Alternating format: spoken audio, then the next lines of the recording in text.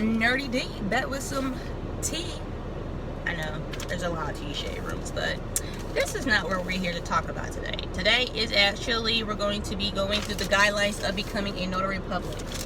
Now, the number one thing about Notary Public is that to let you know, you need to check your state out to figure out any type of application fees or any other commission fees, or if you do need to take classes or courses or anything like that. Of course, in the state of South Carolina, you don't have to worry about those things. So the only thing you need to have is to make sure you are registered to vote. Also, everything is up to date as far as driver license and everything else like that. It needs to be up to date. Of course, you should know that. But you will need to bring your ID with you for any Notary Public signing. Even if you are just signing some paperwork, they're going to ask for that ID. So please have your ID with you. Another thing, it doesn't explain that in there. Well, it does explain it on the application that you will need a Notary Public a notary to actually come and meet you to sign your paperwork before you send it off to your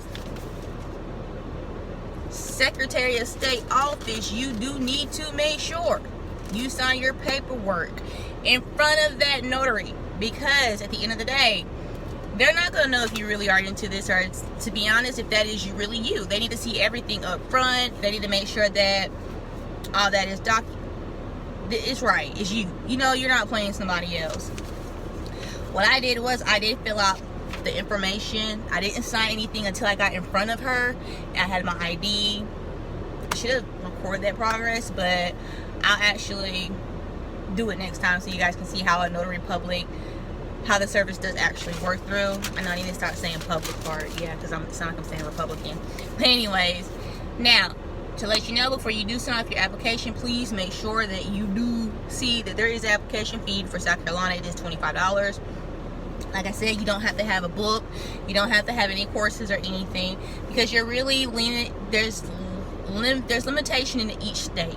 So each state you will be limited to certain signs signatures that you can give off on stamps, paperwork that you can stamp, or paperwork that you can, do what you need to do for that customer. Now,